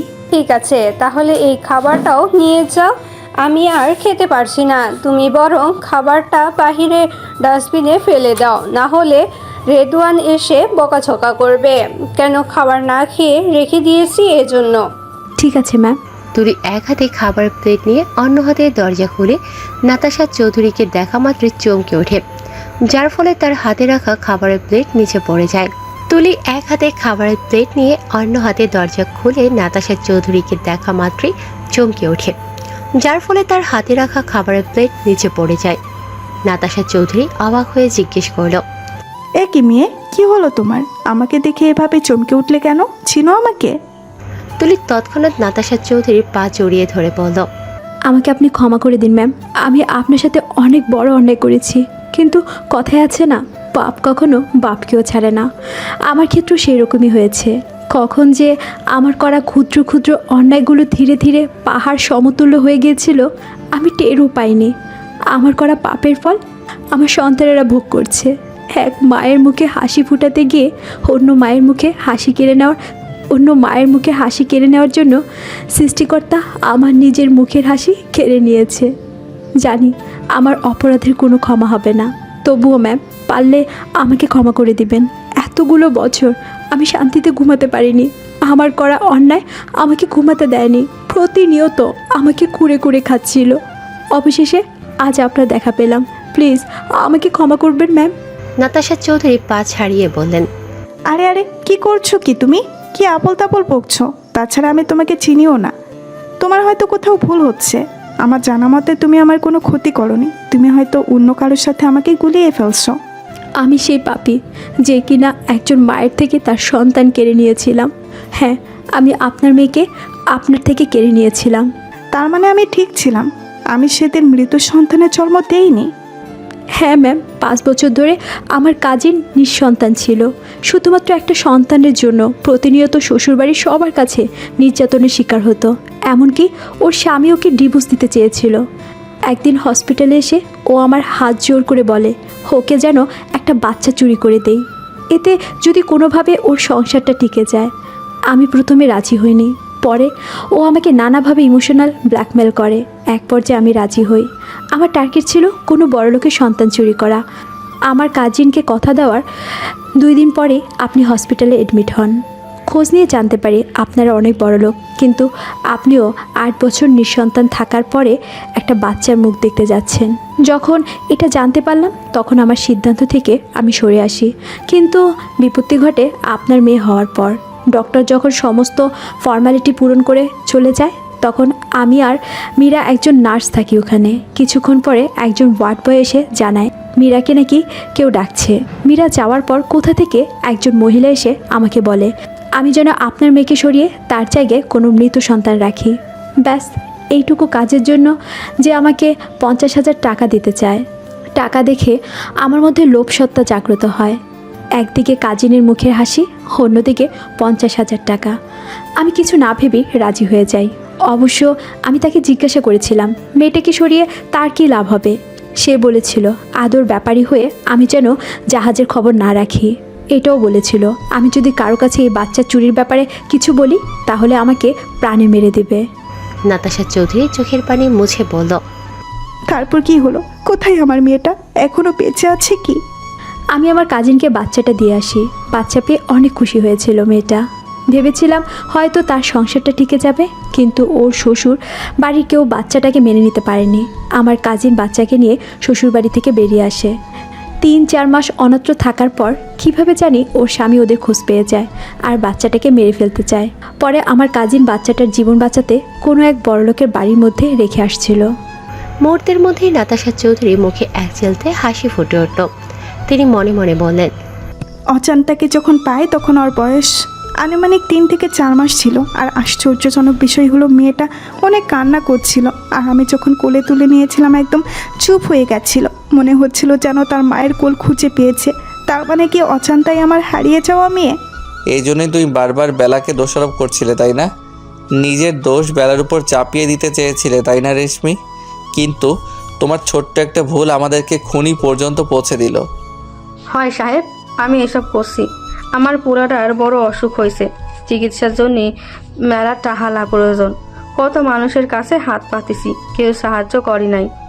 আর মানুষ সবসময় মানুষের দুর্বলতা খোঁজে, দুর্বলতার সুযোগ নিয়ে সুযোগের সৎ ব্যবহার করে, যেমনটা আমার সাথে করছে। আমি যখন টাহাল দহি হন্যে হয়ে রাস্তায় রাস্তায় বেড়াচ্ছিলাম, তখন এক বেড়া আমারে কইল আমার পোলার অসুখ সারা সমস্ত খরচ সে বহন করবে, বিনিময়ে আমার বেড়ারে জঙ্গলে নিয়ে যেতে হবে। আপনি নিজেই কোন সাহেব, কোন মা চায় তার কলিজার টুকরোকে চোখের সামনে মরতে দেখতে? আমি কিছু না ভেবেই রাজি হয়ে যাই। ওই বাচ্চাদের যে বেড়া নিয়ে গিয়েছিল সে শিশু পাচারকারীদের সাথে জড়িত ছিল। এইটা বেলা পরে বুঝতে পারে। বেলা পুলিশের খবর দেয় আর হুমকি দেয় তাদের। আর তখনই বেলাকে তারা একটা বন্ধ কামরায় আটকে রাখে। বেলা অনেক চালাক চতুর ছিল, যার জন্য সহজেই তাদের চোখে ধুলো দিয়ে চলে আসে।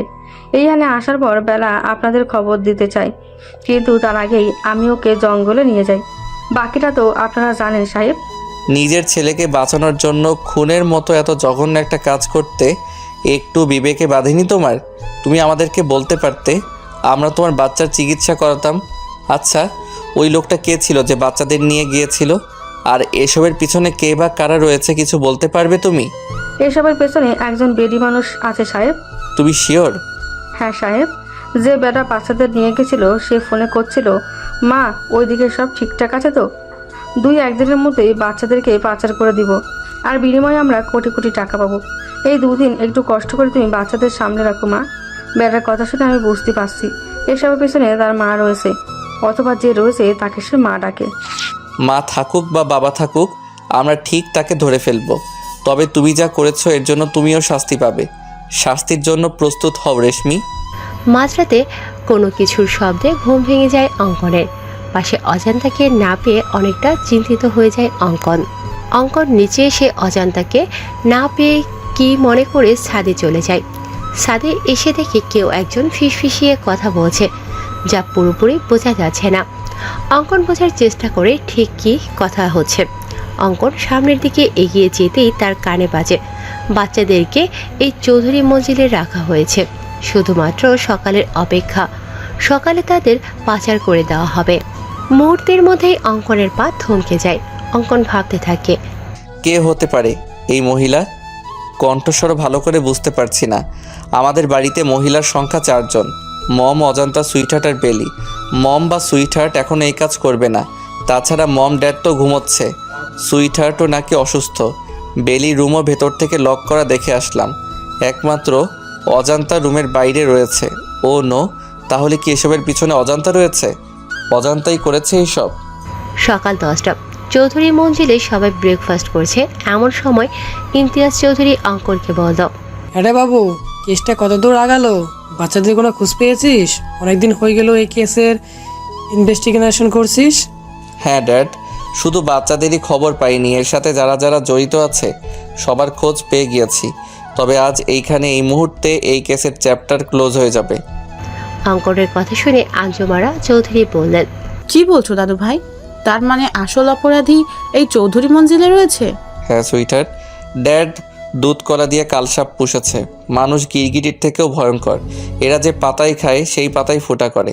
মানুষকে বিশ্বাস করার থেকে কুকুরকে বিশ্বাস করা ভালো, কারণ মানুষ বিশ্বাসঘাতকতা করলেও কুকুর কখনো বিশ্বাসঘাতকতা করবে না।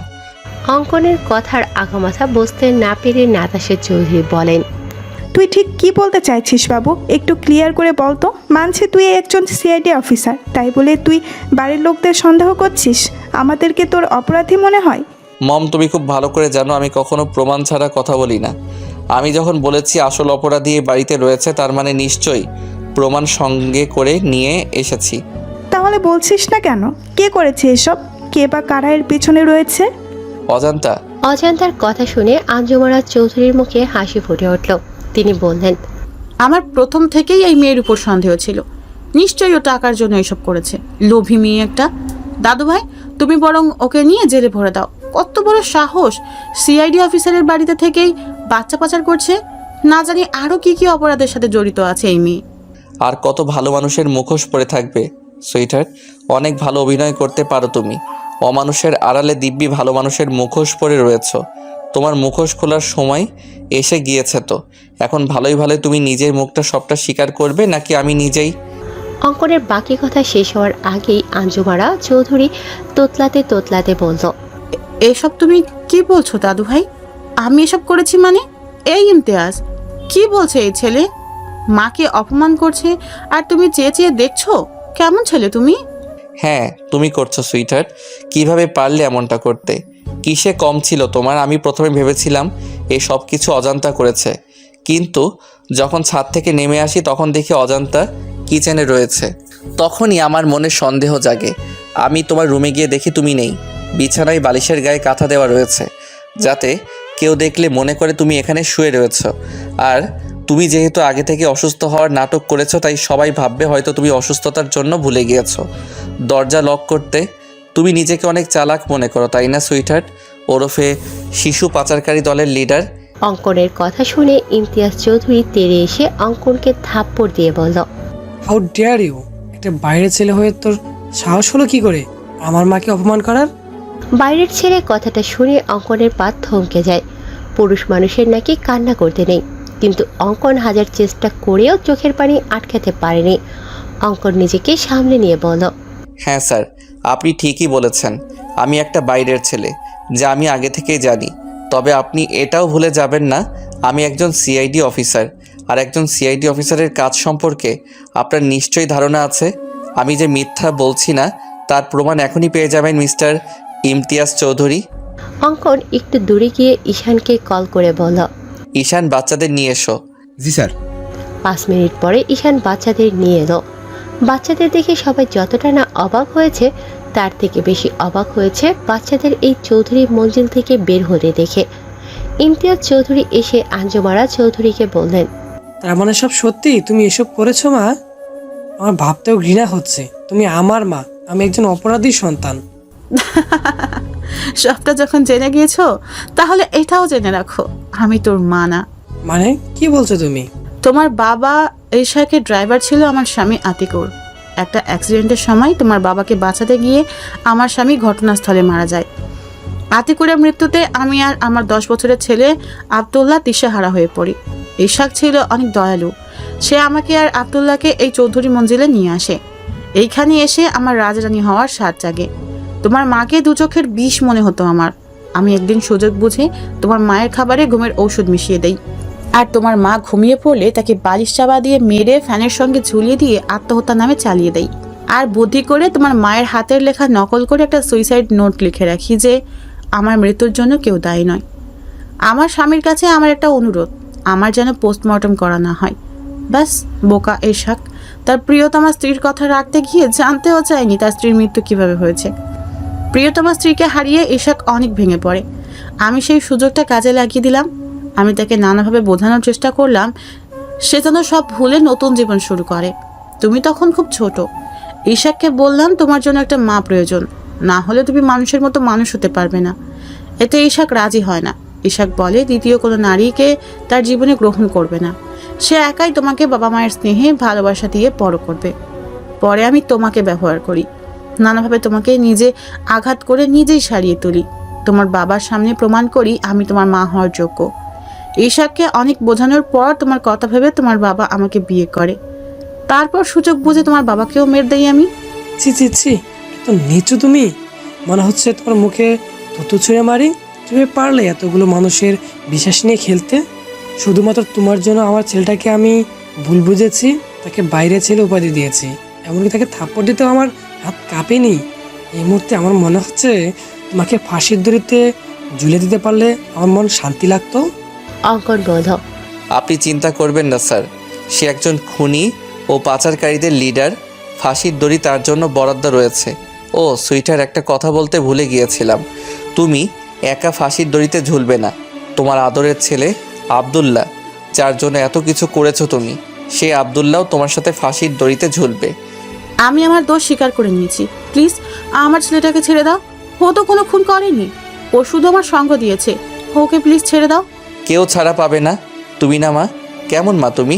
মায়েরা সন্তানদের সঠিক শিক্ষা দেয়, আর তুমি নিজের হাতে অপরাধী তৈরি করছো। অপরাধ করার আগে তোমার ভাবা উচিত ছিল এর ফল কেমন হবে।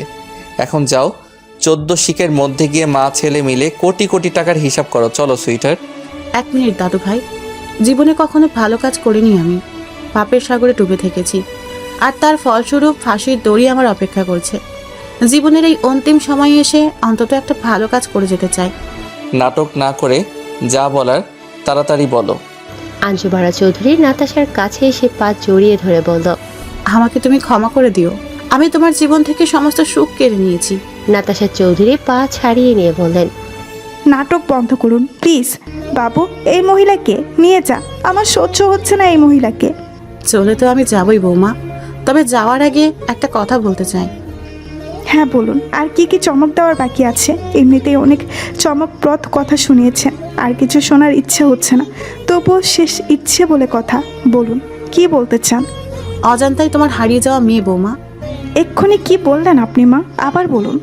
অজান্তাই তোমার হারিয়ে যাওয়া মেয়ে। তুমি সেদিন মৃত সন্তানের জন্ম দাওনি। আমি চাইনি তোমার কোনো উত্তরাধিকার পৃথিবীর আলো দেখুক, তাই তো সেদিন তুলিকে দিয়ে তোমার মেয়েকে সরিয়ে তার জায়গায় মৃত ছেলে রেখে দেই। কিন্তু তুলির কাজিন গাধাটা আর কোথাও ওকে রাখার জায়গা পায়নি, মরতে মরতেই চৌধুরী মঞ্জিলে রেখে যায়। আর তুমিও অন্যের সন্তান মনে করে নিজের সন্তানকে কোলে পিঠে বড় করো। যাই হোক, অনেক ক্ষতি করেছি তোমাদের, এখন তো আর আমি থাকছি না। আই হোপ তোমরা সুখে শান্তিতে বসবাস করতে পারবে। নাতাশা চৌধুরী এসে অজান্তাকে জড়িয়ে ধরে চোখে মুখে অজস্র চুমু দিয়ে বলল, তার মানে আমার ধারণা সঠিক ছিল, একজন মা কখনো তার সন্তান চিনতে ভুল করে না।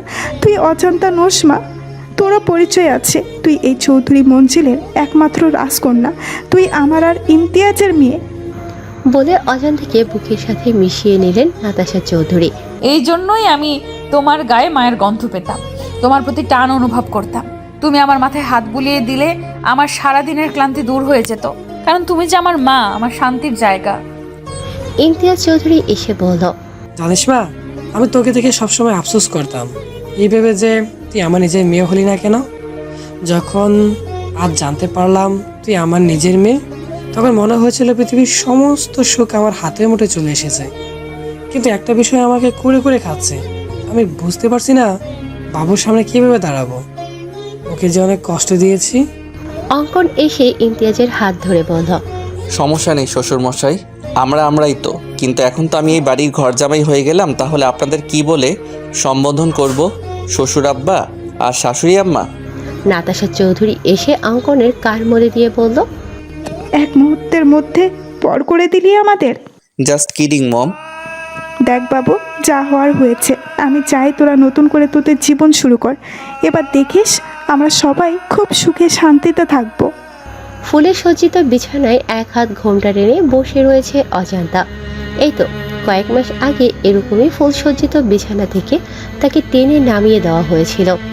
হাজারো অপমান করা হয়েছিল, কিন্তু সেই অপমানের পিছনে লুকিয়েছিল হাজারো রহস্য, অপ্রকাশিত ভালোবাসা। অজান্তার পুরনো কথা মনে করে চোখ থেকে পানি গড়িয়ে পড়ল। অজান্তার চোখের পানি মুছে দেখে অঙ্কন এসেছে। আমি তো এই বাড়ির ঘর জামাই হয়ে গিয়েছি রে অজান্তা। এখন সব কিছু তোর রাজত্বে চলে গেছে। তোর ঘর, তোর বিছানা, তোর বর। এখন তোর যা ইচ্ছা কর, আমি কিছুই বলবো না। ড্রামা শুধু আমি করতে পারি না, আপনিও খুব ভালো ড্রামা করতে পারেন অঙ্কন ভাই। ভেতরে ভেতরে জ্বলে পুড়ে ছারখার হয়ে যাচ্ছেন, অথচ সবার সামনে কত হাসি মুখে রয়েছেন। খুব কষ্ট পেয়েছেন আপনি সত্যিটা জানার পর, তাই না অঙ্কন ভাই? আমি স্পষ্ট লক্ষ্য করেছিলাম যখন বাবা আপনাকে বাইরের ছেলে বলেছিল আপনার চোখের পানি মুছতে। এতে কষ্ট পাওয়ার কি আছে অজান্তা? আমি আগে থেকে জানতাম আমি এই পরিবারের কেউ না। কিন্তু কিভাবে? আমার ডিএনএ টেস্ট করিয়েছিলাম, কিন্তু মম বা ড্যাড কারো সাথে ম্যাচ করেনি। সেদিন থেকেই আমি শিওর ছিলাম আমি তাদের সন্তান না। কিন্তু আমি জানতাম না আমার আসল পরিচয় কি, আমার আসল বাবা মা কে। প্রথম যেদিন আমি কুসুমপুর এতিমখানায় যাই, সেদিন আমার আসল পরিচয় জানতে পারি। রহমত দাদু অনেক দিন ধরে এতিমখানায় রয়েছে। তিনি আমাকে দেখে আমার পরিচয় জানতে চান। আমি সব কিছু বলার পর তিনি বললেন, তুমি তাহলে সেই অঙ্কন? কত বড় হয়ে গেছো। এতটুকু একটা বাচ্চা ছেলে দেখেছিলাম, আর আজ সে একজন নামকরা সিআইডি অফিসার। ব্যাস, দাদুর কথা শুনে আমার সন্দেহ বেড়ে যায়। আমি আমার নিজের ইনভেস্টিগেশনের কাজে লেগে পড়ি। খোঁজ নিয়ে জানতে পারি আমার মা জমিদার বংশের মেয়ে ছিল। তাদের বংশে প্রেম করা বা প্রেম করে বিয়ে করা নিষিদ্ধ ছিল। কিন্তু একবার কারো যদি প্রেমের বইটা খুলে যায়, তাহলে প্রেম সাগরে ডুবে মরা ছাড়া আর কোনো উপায় থাকে না। ঠিক তেমনই হয়েছিল আমার মায়ের সাথে। নানু ভাইয়ের মায়ের বিয়ে ঠিক করে এলাকার চেয়ারম্যানের ছেলের সাথে। মা বিয়ের আসর থেকে পালিয়ে বাবাকে বিয়ে করে। এতে নানু ভাই আম্মুকে ত্যায্য করে দেয়। বিয়ের পর ভুলেও একটা বারের জন্য হলেও কোনো খোঁজ করেনি মায়ের। আমার বাবা একজন সেনা সদস্য ছিলেন। আমার জন্মের কয়েক বছর পরে একটা অ্যাক্সিডেন্টে আমার বাবা মা মারা যায়, কিন্তু সেটা আদৌ অ্যাক্সিডেন্ট না খুন ছিল জানা যায়নি। এমনকি আমার চাচারা আমার বাবা মায়ের মৃত্যুর খবর কেউ আমার নানু বাড়িতে জানায়নি। বাবা মায়ের মৃত্যুর পর চাচারা আমাদের সব সম্পত্তি হাতিয়ে নিয়ে আমাকে এতিমখানায় রেখে আসে। তারপর মম ড্যাড আমাকে এই চৌধুরী মঞ্জিলে নিয়ে আসে। অবশ্য তারা আমাকে দত্তক নিতে চেয়েছিল, কিন্তু সুইটহার্ট নিতে দেয়নি। সুইটহার্ট চাইনি চৌধুরী মঞ্জিলে কোনো উত্তরাধিকার আসুক। সে চেয়েছিল সমস্ত সম্পত্তির মালিক হবে তার ছেলে আবদুল্লাহ। এই জন্যই সুইটহার্ট তোকে ও নার্সকে টাকা দিয়ে সরিয়ে দেয়। ব্যাস, না থাকলো বাস আর না বাজলো বাসি। মোটামুটি সব প্রশ্নের উত্তর পেয়ে গিয়েছি, শুধুমাত্র একটা প্রশ্নের উত্তর ছাড়া। কি প্রশ্ন শুনি? এবাড়ির ঘর জামাই সদা প্রস্তুত আছে তার বউয়ের প্রশ্নের উত্তর দিতে। এখন ঝটপট প্রশ্ন করো দেখি। আমাকে ভালোবাসেন? হ্যাঁ, আমার জীবনের থেকেও বেশি।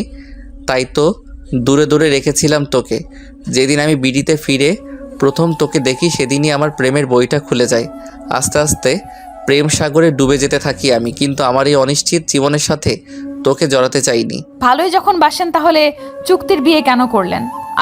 সুইটহার্টের কথায়, তবে সেই কন্ট্রাক্ট পেপার ছিল নকল, আর আসল পেপার আমার কাছে রয়েছে, যাতে আমি বা তুই আমরা দুজনের একজনও সাইন করিনি। তাই আমাদের কন্ট্রাক্ট ম্যারেজও হয়নি। দেখ অজান্তা, অনেক হয়েছে পুরনো কথা। আমি আর পুরনো কথা মনে করতে চাই না। প্রথমবার বাসরাত হেলায় অবহেলায় কাটিয়েছি। তাই আমি চাচ্ছি না এইবারও এমনটা হোক। আমি চাই আমাদের এই রাতটা চিরস্মরণীয় হয়ে থাকুক। আজ থেকে নতুন জীবনের সূচনা হলো আমাদের একসাথে পথ চলা শুরু হলো। বিশ্বাস কর, অনেক ভালোবাসবো তোকে, আদরে আদরে ভরিয়ে দিব। আমি বেঁচে থাকতে তোর চোখে কখনো পানি আসতে দিব না। অজান্তা এসে অঙ্কনকে জড়িয়ে ধরে বলল। I love you more than my life. অঙ্কনও অজান্তাকে জড়িয়ে ধরে কপালে চুমু দিয়ে বলল। আমার প্রেমের তরি বয়ে চলে, তোমার প্রেমের বইটা ধরে জারে নাইয়া যেদিক খুশি বীরদের পাল তোলে। বড্ড প্রেম পাগল হয়েছে আমি, বুঝিনি গো কখনো আমার প্রেমের বইটা গেছে খুলে।